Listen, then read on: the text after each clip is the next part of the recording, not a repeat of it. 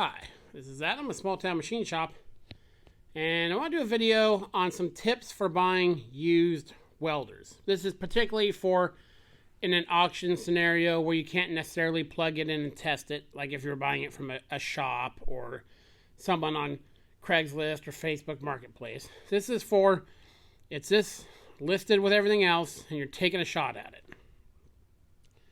Had a couple friends get burned lately, and a lot of people get burned buying welders at auctions. So here's some tips to go by, which I've had very good luck with, and they've really served me well. First thing you'll notice, these are my 4 bigger machines. There's that big miller. That's a constant voltage power source. My Dial Arc 250, which I love. The Miller 330 ABP, which I also love. And my big Lindy.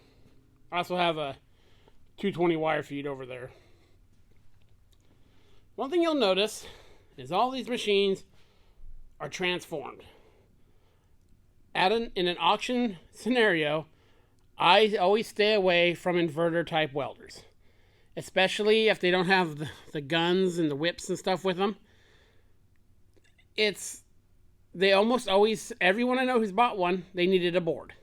So whatever you get it for, add on $1,000 or $750, depending what it is, because it's going to need a board.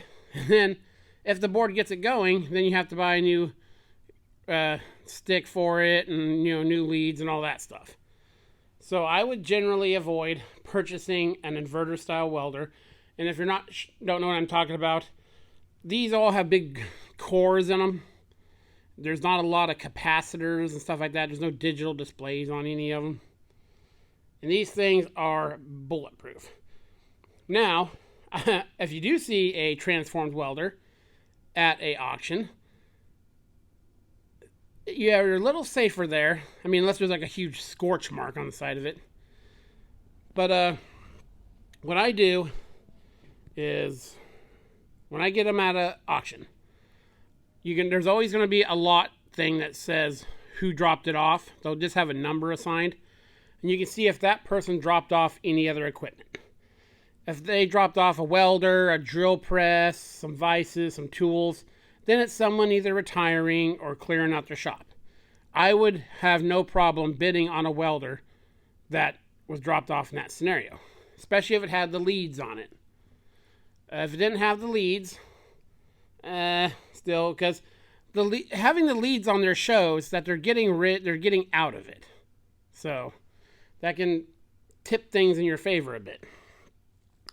Like, let's say I was looking at this Dial Arc. This one's in good shape. No burn marks. You can actually it sounds weird, but you can get in there and kind of smell in there. But you can't plug it in. And if they dropped this off with other things, I'd have no problem bidding on this. Had they not, do your due diligence, make sure all the knobs move, it should be nice and crisp. If there is loose screws on it, then that means, like this one's waiting for parts, but I knew that when I bid on this. If you see loose screws or evidence that someone's been in there, stay away. What it means is something happened, they got in there, because besides to blow these out every once in a while, there's not a whole lot of reasons to go in there. And something went amiss. And, yeah. So, the big thing they're there with the leads.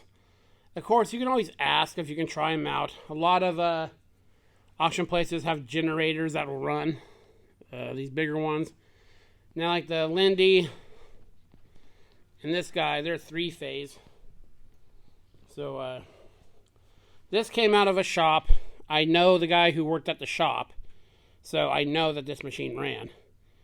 I'm actually getting this is going to be my dual shield welder when I get another bottle and stuff for it. Picked up a new gun for it. I really like this machine, by the way. So yeah, and then like the little the little, what are they? The little Lincoln ones that you get in like Home Depot and stuff. Oh, stay away from those at auctions. Those little like $200, $300, $400 MIG machines. Best case scenario, you have to buy a new gun for it or new drive or something for it. It's just you're not saving that much money. I mean, unless you get it for like $50. But I just stay away from little welders at auctions. Also, I stay away from feeders. Unless you can see that thing run, I hardly know anyone whenever a feeder shows up, because it's one thing, you can replace the machine and keep the feeder, and this will work with several machines. So they're getting rid of the feeder. And this one showed all the examples of stuff not to buy. Loose screws, missing dials. Now I can work on this stuff, and parts are readily available for Miller stuff. So I got that super cheap because of it. I have 3 Millers, but I actually prefer Lincoln welders, but that's what comes across. So yeah. And actually, if they go cheap enough, if you find an inverter-based welder or a transformed welder that comes with a ton of like really big leads with nice quick connects and a stinger and everything, you might, if you can get it for like $200, you might buy it just for the leads. So yeah, that's the main thing. If you can't see it run, stick to transformed machines. I know a lot of people, the opinions on welders and stuff, people get so brand specific and type specific.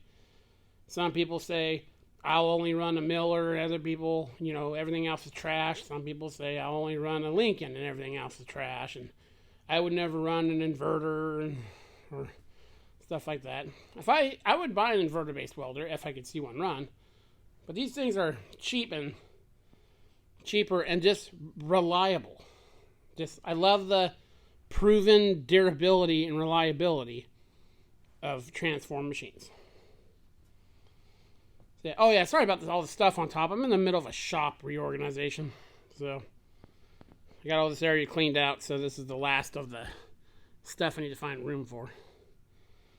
So I hope that helps you out a bit. This is Adam from Small Town Machine Shop. Please comment, like, and subscribe, and thanks for watching.